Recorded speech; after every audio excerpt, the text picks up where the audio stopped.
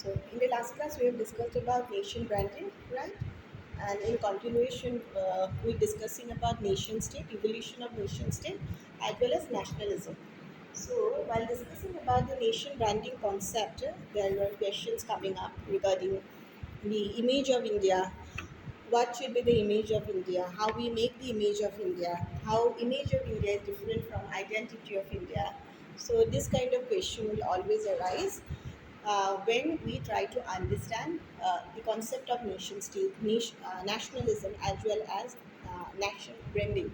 So we are talking What about is the difference branding between concept, image and identity? sorry, image and identity. So as a, you know that when you say identity, it is much more related to the ideology of one particular group, an ideology based on that belongingness, that the kind of need, destiny, history. So ideology is shaped based on their past, based on their destiny, future destiny, based on their like, uh, custom and uses and need. Okay, that will form an ideology.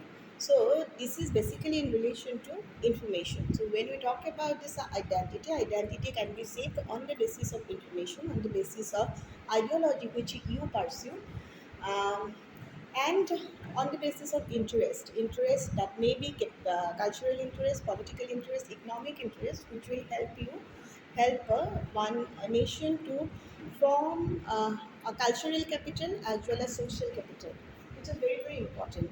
So building cultural capital, building social capital, political capital are essential to to ideate the nation branding concept. So nation branding concept, in the last class we have discussed about nation branding. It is equated with branding of a nation, branding of a nation, and that too by creating common political, social, and cultural interest, and also through making that cultural capital and promoting those social, cultural, and economic interests.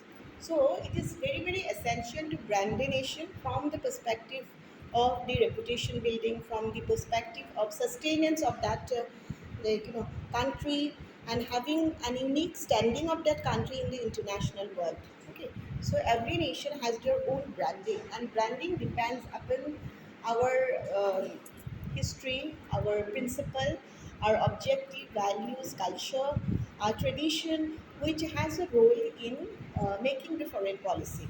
So when you talk about the nation branding, basically we are promoting the foreign policy, because foreign policy is also based on certain principle values, and it is itself a kind of branding of our past, our histories, our future, our destinies. Okay, and create an understanding among the foreign public about the nation. Okay, about India, about our countries, about our policies. Huh.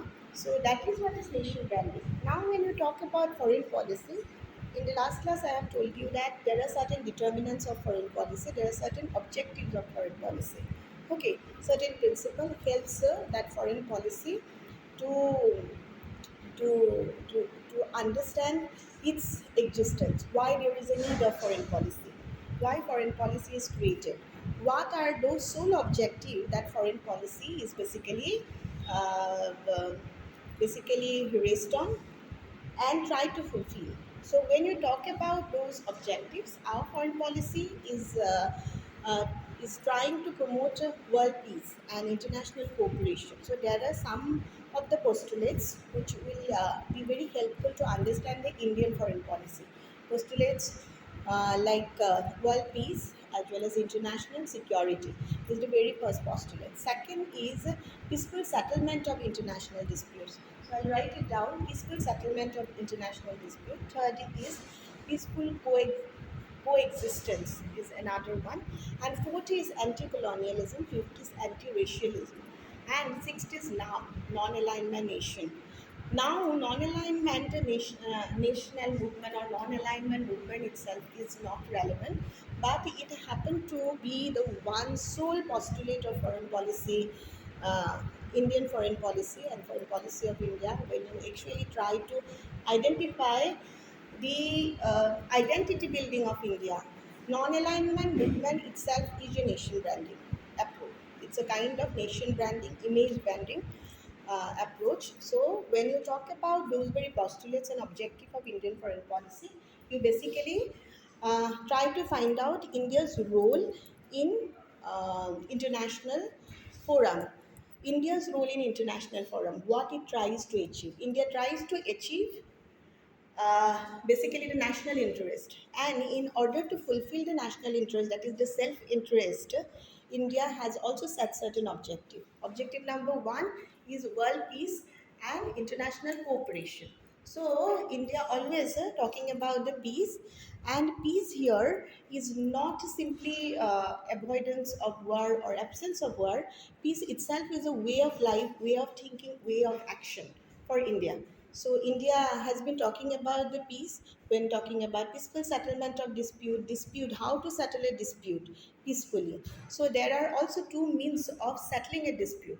One is war and being belligerent nations and involved in the war and expand and also uh, uh, assure victory over another country, and that's how you can um, even assure the victory on sole resolution of any dispute. But India also believe in peaceful resolution of dispute instead of war, being a warmonger or a belligerent nation resolving the dispute. So this peaceful settlement of dispute, which is also aligned to the very first objective, world peace and international security, that actually said that India has a history of tolerance, equality of means and ends. India has also a history of non-violence. So right from the values of our father, like national father, right from the values of our history, our past. So we have built the objective of foreign policy, and accordingly, we say that peaceful means it is not simply avoidance of war. It is about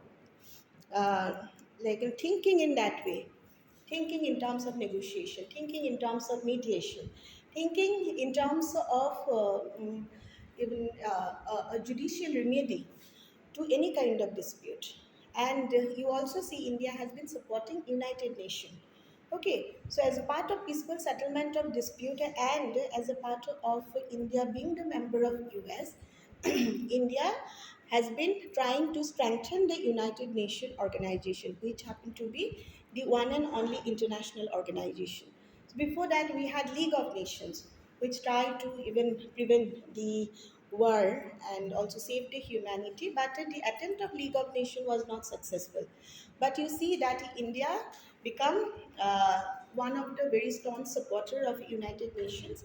And how it become a very strong supporter, it not only becomes a member of United Nations, it also tries to assure representation of other newly independent countries. Around 16 independent countries got membership in the United Nations organization because of the pursuance of diplomatic skill of V.K. Menon, Krishna Menon in India, in United Nations. Okay, so we also know the Vijay Lakshmi Pandit, who happened to be the President of General Assembly in 1953 from India.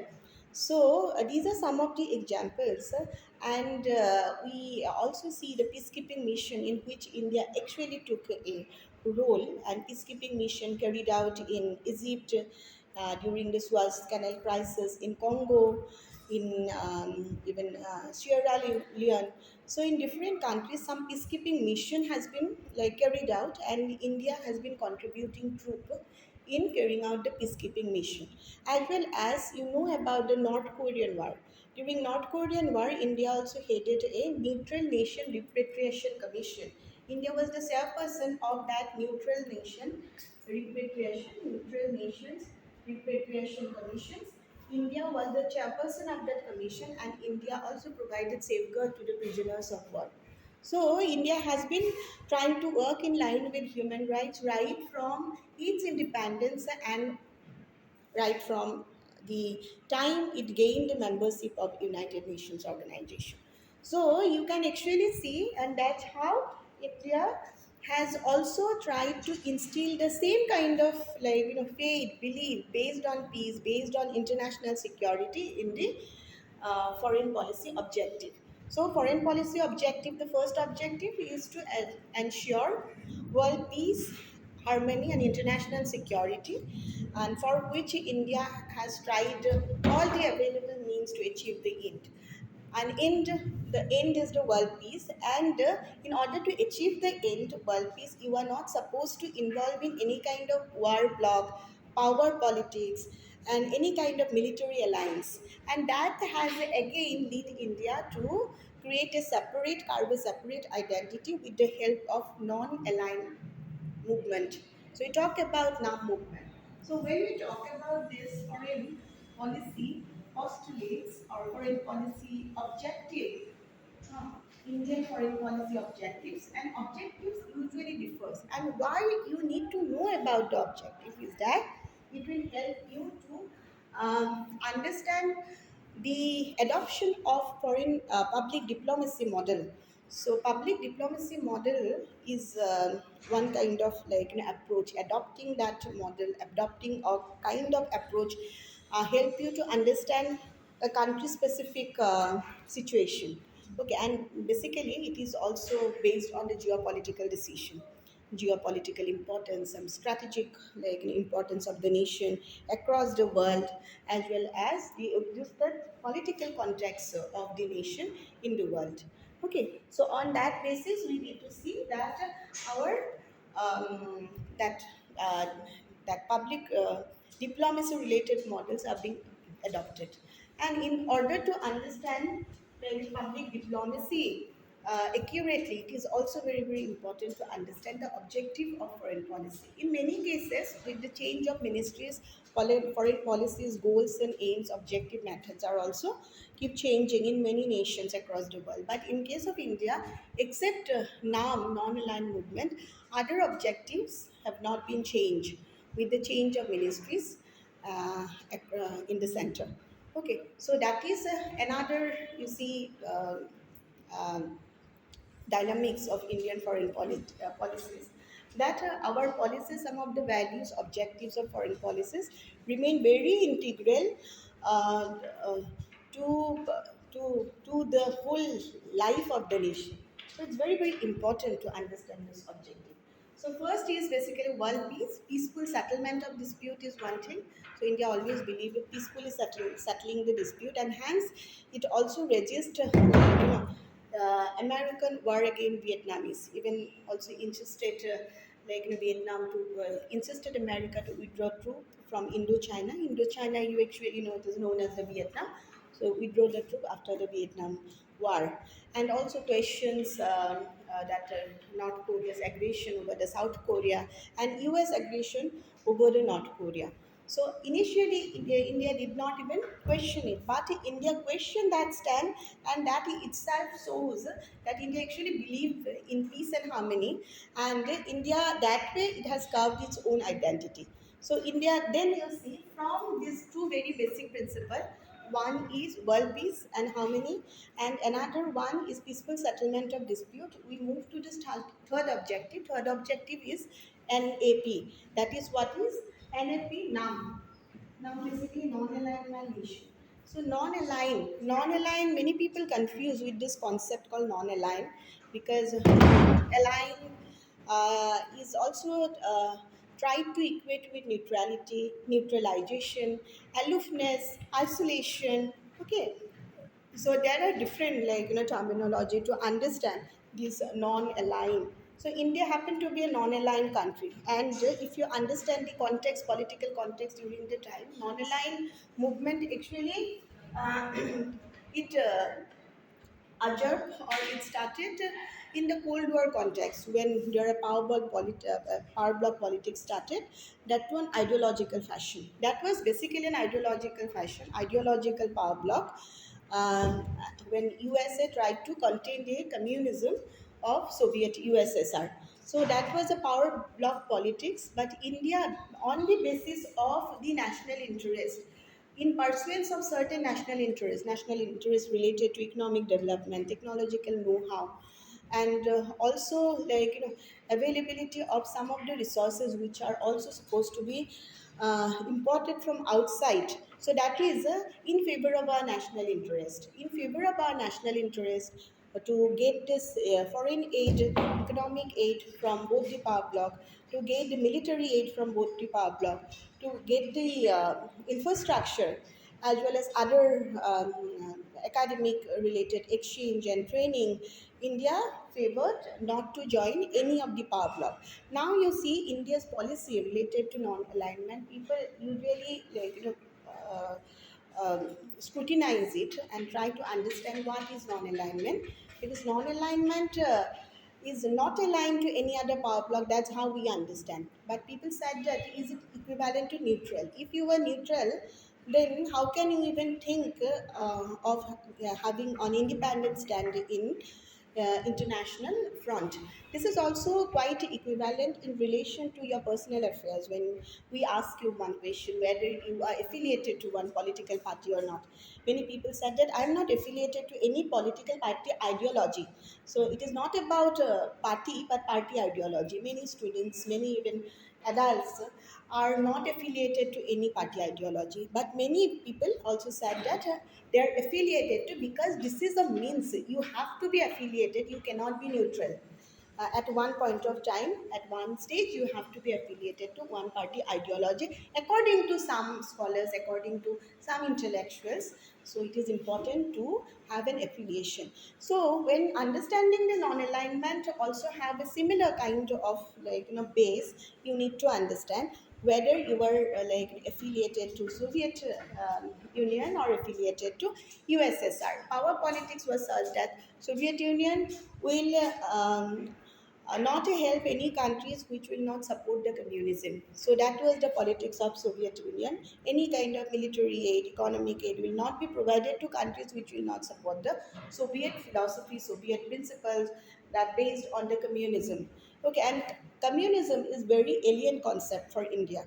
Okay, communism, we talk about community oriented life, but we don't believe in that communism, because communism itself originated in the West, and communism is the result of colonialism, as you can see. Communism is a result of colonialism, and India also did not support the West, because most of the power in the West and US is associated with the US are colonial power, and India itself is a victim of colonialism. So India did not support colonialism, and both this colonialism and communism are Western origin. It has nothing to do with the values, ideologies, and tradition of India. And hence, India also decided not to support any of the power bloc. So it is not simply say that I'm not aligned. So there has to have some essence, and it is important to identify the essence of India in order to understand its take on non-alignment movement. So that was irrelevant now. After the disintegration of Soviet Union in 1990s, non-alignment movement has been disintegrated in the way it got it had lost its relevance. It was earlier very very relevant once upon a time. India has already carved its niche identity, but with this disintegration and collapse of Soviet Union, that movement has also died down. But you see, it is important to understand the status of neutrality. Many scholars said that non-alignment is equivalent to neutrality. We said that it is also equivalent to neutrality. And many scholars also said it is equivalent to neutralization. Okay, it is equivalent to neutralization. But we do not have a kind of neutrality and neutralization of Swiss brand. This is called Swiss brand or Austria brand. So why non-alignment is equated to Switzerland or Austria is that Switzerland happened to be a non-belligerent, belligerent in the sense war, non-war, non-belligerent country for a long time, because Switzerland hasn't have a standing army. Okay, so Switzerland didn't join any of the power bloc, and even in any war also it did not join.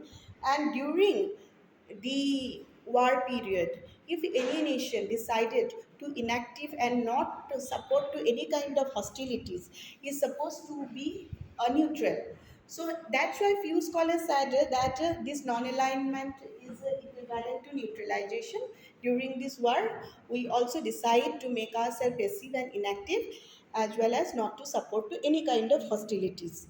Okay, but again, they also said that our non-alignment is not equivalent to the Swiss or Austrian non-alignment, because we have a standing army. We have an army. We have that military that is designed, and also we have arm ammunition. So everything is designed in British fashion. So British pattern.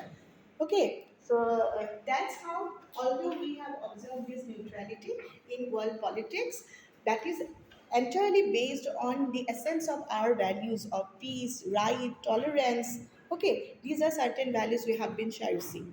We have been cherishing the values of tolerance and non-violence.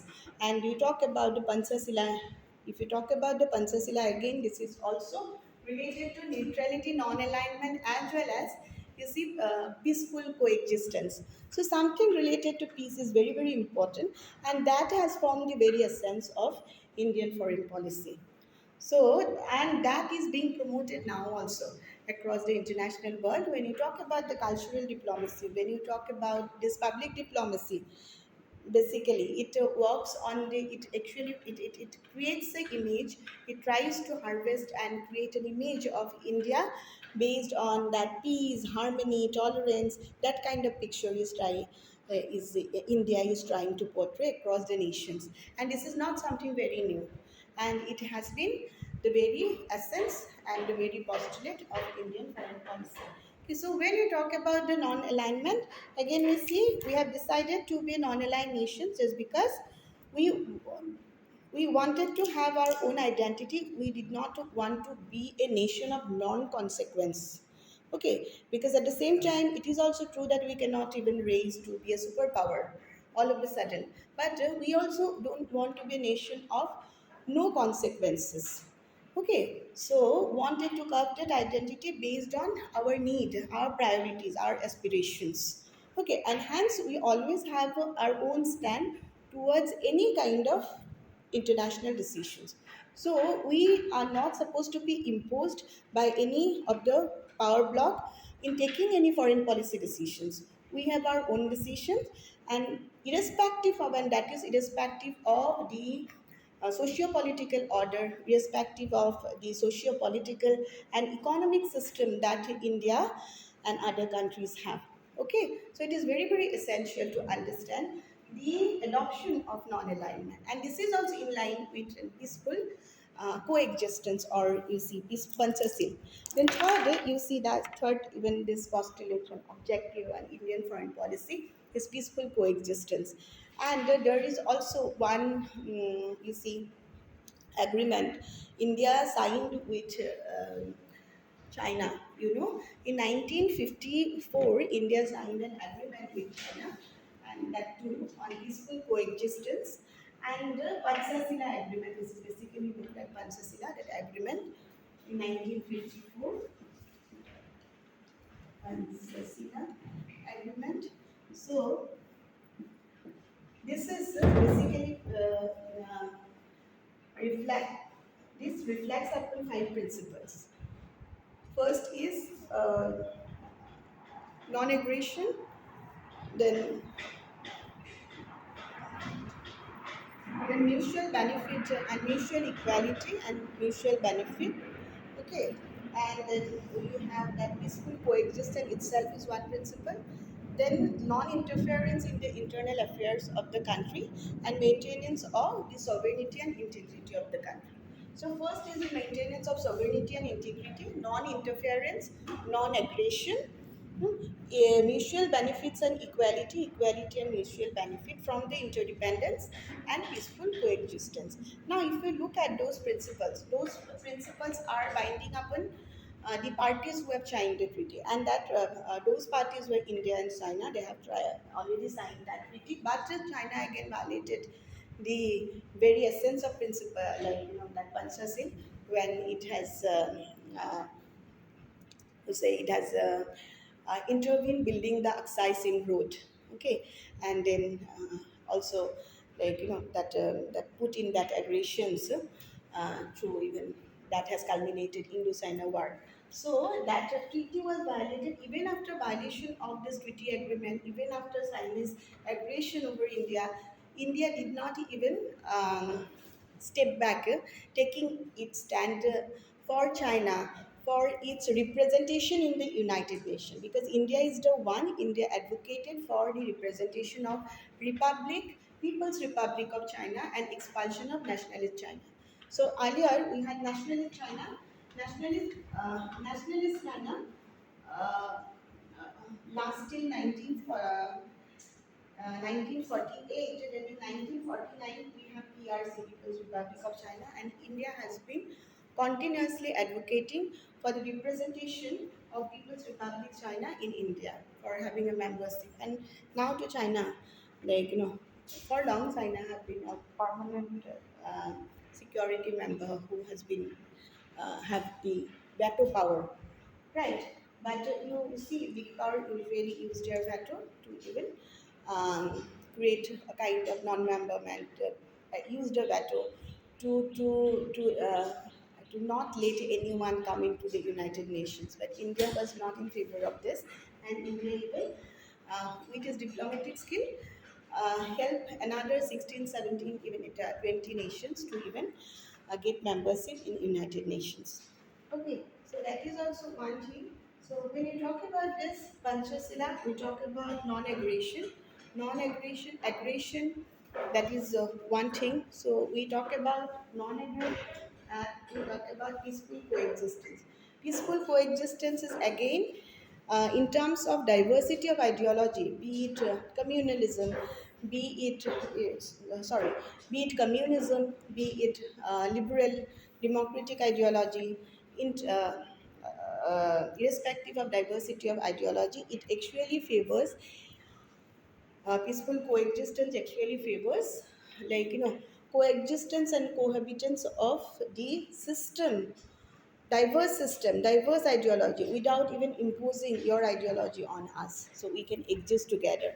So that is basically the principle of peaceful cohabitance, and that was also the essence of now. So India was not against the communism. India is not against the even that liberal democracy. But yeah, Nehru believed in liberal democracy. But at the same time, Nehru believed in socialism. But alien again, communism is a very alien concept to India. But India was not against communism. Communism. So India did not take it as its principal guiding force to rule the country, but at the same time, India also believed in peaceful coexistence of all these ideologies, all the political system, economic system, socio-political order together in the country. Okay, it's not about containing one, you avoiding, you simply that erase one ideology, contain one ideology. So from the world, it's not like that. You later each and every ideology stay, and also you see system, political, socio-economic system, and guiding force of uh, ideological guiding force stay. So that is one thing. Okay, then when we say another, okay, strengthening of USS, United Nation Organization, happen to be one principle aligned to world peace and aligned to even international security. Another one is, as I have already told you, it is very very important, anti-colonialism and anti-imperialism. And India happened to be the country which also, you talk about Namibia, you might know Namibia, for long it has been under the that sabotage of South Africa. So India is the one also help her attaining the independence. So India advocating the self-determination of all the countries who were yet to attain the independence. Okay, in the independence, so India was one. So hence India was against communism and colonialism. So anti-colonialism and anti-racism was one of the essence of foreign policy again. And when you talk about this racism, racial discrimination, it is made up in many Indians in South Africa. So people of Indian origin in South Africa, and India also boycotted, put sanction against South Africa. You also know, and crickets and all were also boycotted during that period of time. Okay, So an apartheid regime in South Africa, and later on it was uh, also uh, expelled, and also majoritarian government led by Nelson Mandela was uh, um, has achieved power. So that was also another essence, anti-imperialism and anti-colonialism. So these are the basic, you see, uh, basic objective of an anti-imperialism. These are the basic objectives of Indian foreign policy. Now, when you understand the public diplomacy and nation branding are two different concepts, as I have already told you. And in order to understand public diplomacy more, it is very, very important to understand the goal of public diplomacy, and basically to increase the familiarity of the nation across the world, familiarity of the home nation across the world. In order to increase the familiarity, you need to create a positive image and positive identity. But nation branding is equated to image, and public diplomacy is equated to identity formation, as I have already told you. And to create economic, cultural, regional, and you see, an emotional appeal for the country, and how to create those appeal in order to understand the emotional appeal, how the country is being looked across this world is very, very important. Okay, and also when you talk about this economic appeal, whether there is good prospect and competitiveness is there or not, there is prospect for investment is there or not, and how to raise the prospect of investment and growth prospect, and these are very, very trade and business opportunities, and to have to give that chance to, like, outside that power outside countries, and countries for outside foreign countries to invest up in India. So it is all about profitability and creating a kind of competitiveness.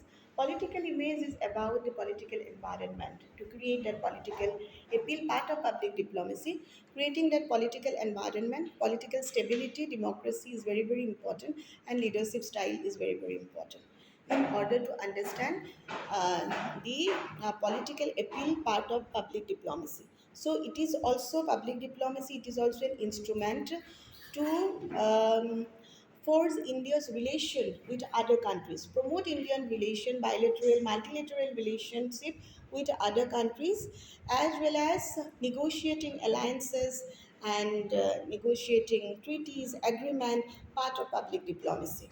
So it is not simply restricted to identity building or image building. Image building is also a part of public diplomacy, but that has been taken by the nation branding concept. Now that Bihu concept, this is also a part of nation branding, right? It's a part of nation branding. As I've told you that public diplomacy is a continuing process. Okay, but nation branding has also a specific time frame for which that approach is being evaluated for a specific time frame, and a government as well as private sector invested upon nation branding. So when you talk about the role of government, yeah, government is the initiator, government is the originator of nation branding. But in terms of public diplomacy, as I have already told you, that government, apart from government, there are actors like politicians, there are actors like cultural leaders, academic leaders, academician, then that politically motivated youth,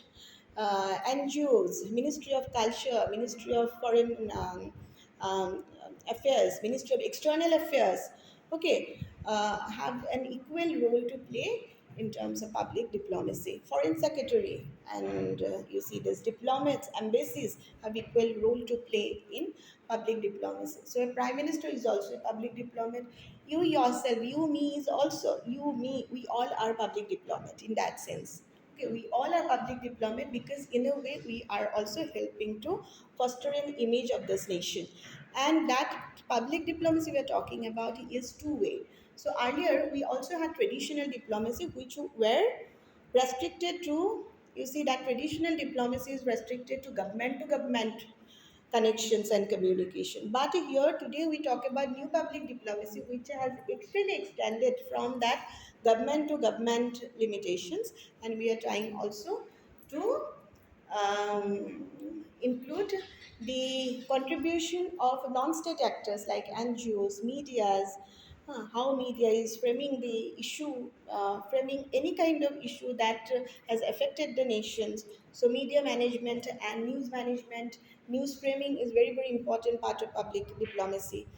You talk about the strategic communication is very, very important part of public diplomacy. When you talk about the strategic communication, so that coordination among the different ministers, among the different institution, who is actually spearheading this culture, then trade, then you see politics. So to have that coordination is very, very important, and to have that strategic communication, it's a part of public diplomacy.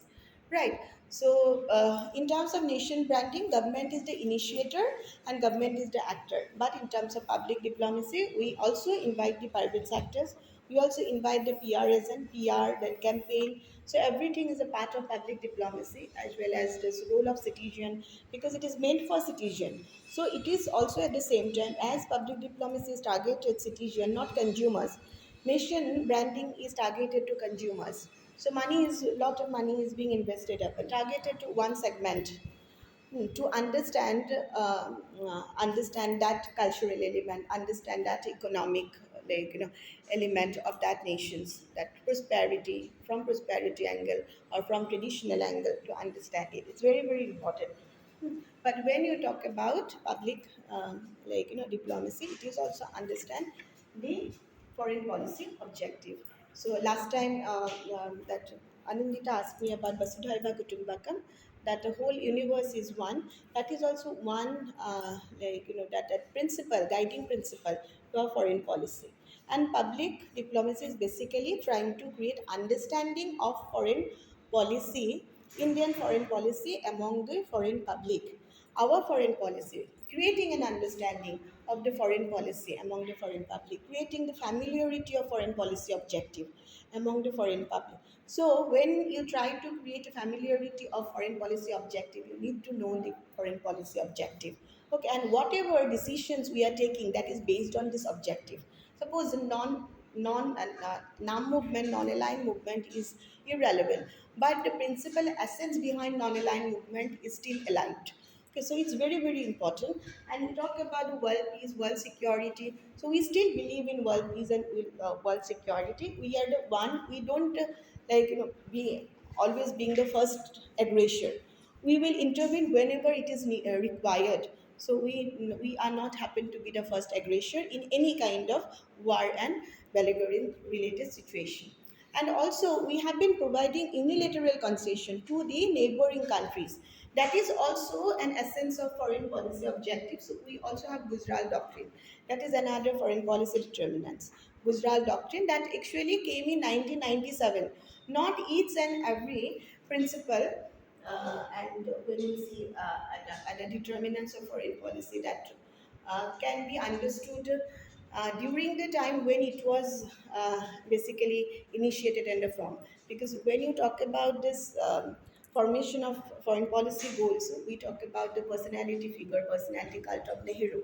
Okay, his mind, character, his charismatic personality has already influenced the shaping of foreign policy. Public opinion has a role to shape the foreign policy, because we also see that most of the time the issues, policy issues, are percolated down to public through media, and media has a role to create a public opinion. So public opinion, there are certain theories also to understand public opinion. I'll deal with it later on. So it is very, very important aspect of foreign policy to understand the foreign policy, and public opinion itself is a determinant of foreign policy.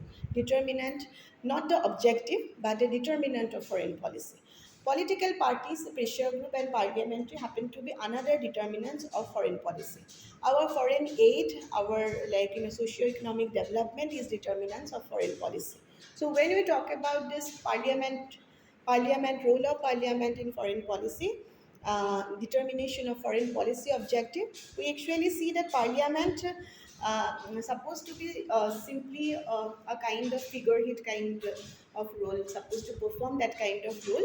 But here, in terms of foreign policy, parliament has been playing a consultative role. Consultative role. There are consultative committees who are usually taking any major decisions, and they usually give permission to take some decision and give their veto power. Okay, give their stamp that okay, this decision is fine, as well as they can also mute any kind of criticism. So I'll be discussing about role of parliament in foreign policy later on. But parliament has a consultative role in terms of taking foreign policy objective. So and public pressure group and even the activist group and political parties also play a very important role in determining and understanding the objective of foreign Indian foreign policy, because you see this when a pressure group usually put pressure on taking some policy in their favor. Consensus among the political parties are very, very important. Unless and until there is a consensus over one issue, we cannot even set the very basic objective of foreign policy. So these are some of the determinants of public opinion, parliament, and foreign aid, because we want to pursue the aid from other countries. For developing countries like us, it's very, very important to rely on foreign aid from both the blocs, even from the superpower. And that has helped us to have the essence of non-alignment, to create, the carve out a movement called non-alignment. Non-aligned movement, it is called movement because that was basically initiated by Jawaharlal Nehru, Egyptian Premier Nasser, and this Yugoslavia President Tito. And it also ensured 1 to 61 member countries into that movement. So it was first, it was also known as the leader of Afro-Asian nation. So India also believed that it's not like Asian are for Asians, African are for Africans, and all those newly independent countries which carved out their independent identity from the colonial power supposed to have unique policy. Okay, and unique policy and supposed to have their role to decide their foreign policy independently, free from external control. And that's why they have carved out non-alignment as one of this very important, is a principle. And at different different phases are there to understand the non-alignment. I'm not going to deal with this, but again, it is based on our essence. Okay, so this is important, consistent, and these are some of the determinants which are important. And while I have been discussing about the objective, this is also important in line with this public diplomacy and nation branding. This is important. So understanding the basic difference of public diplomacy and nation branding is important. In the last class, I have discussed about this differences between the two concepts. Okay, and public diplomacy itself, the concept is very, very important. Okay, soft power. Last time I said that soft power, basically public diplomacy, the term coined by Edmund Gallian. Edmund Gallian has coined the term as I might have discussed about it at Mongolian in 1965. And then we have soft power. Many people said that soft power originated during that time because public diplomacy itself is a soft power. But the term coined Joseph Nye has coined the term in 1980. In 1980. Basically coined the term. Last time I mistook it with 1965. 1965, that term public diplomacy came to fore, and 1980, Joseph Nye also um, that coined this term soft power. But this soft power and public diplomacy are also somehow equated. So soft power itself is an instrument of public diplomacy, instrument to create attraction um, mm, among the foreign public of our nations, about our nation, is equivalent to soft power. And it is basically, like it is said that soft power gained prominence after this Cold War period. And also see that India has also given importance to soft power. Uh, Once India has actually seen the rising China has invested a lot on soft power. And India has been emulating China. In that case, India has been emulating China in terms of try to create also a kind of counter hegemonic approach towards the China. And India has been trying uh, to harvest on the image of benign hegemon instead of a regional bully. So, regional bully and benign hegemon means India has taken that unilateral concession approach, part of Gujarat Doctrine. So, part of Gujarat Doctrine, that was Gujarat Doctrine came in 1997. This is also another determinants of foreign policy, as well as that objective, you might say, that Gujarat doctrine. Gujral, I.K. Gujral happened to be the foreign minister during Deve Gowda government when Deve Gowda government assumed power.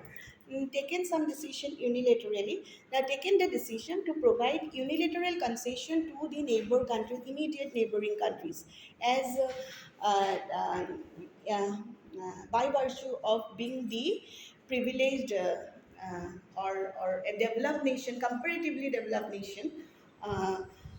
To the other developing countries. So, having a big power among these belt of developing countries, big power among that belt of developing power, India has also taken the prerogatives and the privilege to provide some unilateral concession to the neighboring countries, to Bangladesh, to even Pakistan, to Sri Lanka, okay, to Bhutan, and to become a benign hegemon in order to again create an image, create a reputation, create a political environment, conducive environment in which a very lasting positive image of India can be carved.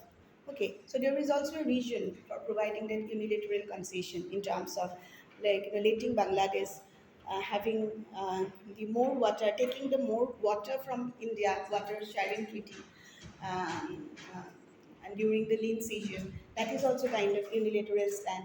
In terms of like cultural exchange with the Pakistan and making the visa and even police report that less cumbersome, that is also another unilateral concession have been provided. So that concession have been provided some kind of, yeah. At the same time, we also see different scholarship have been provided. Unilateral concession is there when you understand the role of ICCR, Indian Cultural Council for Cultural Relations. So ICCR was established in 1950s after independence. It happened to be one very basic instrument of public diplomacy because it has been promoting this academic exchange and also you see the cultural exchange across the world. So basically, it is working on this academic exchange and cultural exchange. And here, when you talk about this academic exchange, you know the kind of scholarship available. More than I think 2,300 scholarships are available for foreign students, and 675 scholarships are meant for Afghan students, and another 500 are meant for African students. Rest are distributed among Bangladesh, then Nepal, Bhutan, students from those countries. So you actually see that scholarship is available for the neighboring countries and Afro-Asian countries. Okay, and that is also kind of unilateral concessions. Okay, so unilateral concession and the perception of benign hegemon. Okay, and to counter the hegemonic power of China, that is a kind of policy countering the hegemonic power of China, creating an image of benign hegemon, and through even that institution, that is an institution to promote public diplomacy, institution to promote the soft power. Okay, through which we have been providing scholarship to even to scholarship to modern you see that like 675 Afghan students, 500 African students, and we see 30 again. There are monetary and financial. These are not scholars. Basically, financial. That help has been aid has been provided. Scholarship 30 scholarships were there for students who can come. Those are basically financial aid, but people also make it as a mistook it with scholarship, financial aid, not in the name of scholarship, but 30 scholarships are there for outside students. Yeah, those are financial aid, and to create that unilateral concessions, as well as 30 scholarships are there for outside students to come and study in India, and also 20 for 20 distinguished scholars can be invited, and travel expenses will also be covered along. And we also have that's what we also seen that there are also 20 or 30 chairs for long term and short term projects that the Indian can go abroad and can also take some appointment for a long term purpose, short term purpose. That is also part of that the kind of academic exchange and cultural exchange of Indian Council for Cultural Relations. And it has also more than 24 centers across the world, and 14 centers are of Indian Council for Cultural Research are inside India, like inside this territory, and another 14 centers are also like supposedly going to be built, basically promoting the art, literature, culture, and it is also location specific. Location specific in those like foreign countries. The interest of the people also does matter.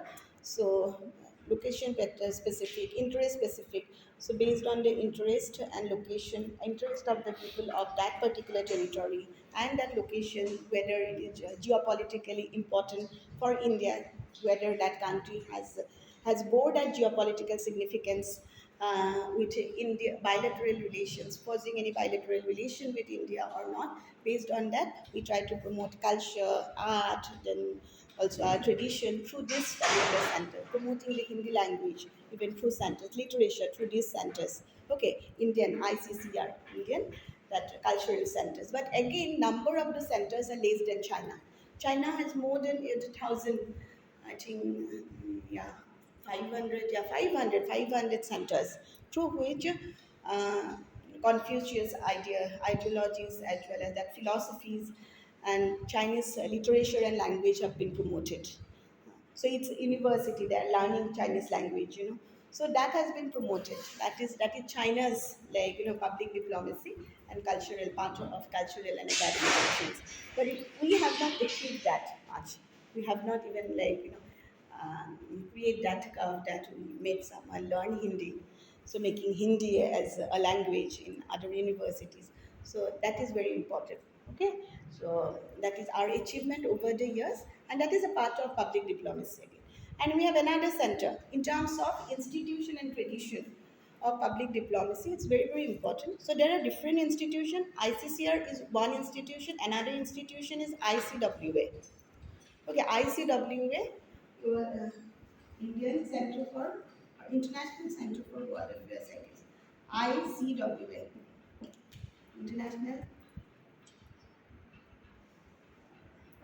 No, no, sorry. Indian Center, ICWA, Indian Center of World Affairs. Okay, that actually set up in 1948. This is an independent think tank. It is a think tank. It came in 1948 after independence. Sorry, not 1948. It came in 1943.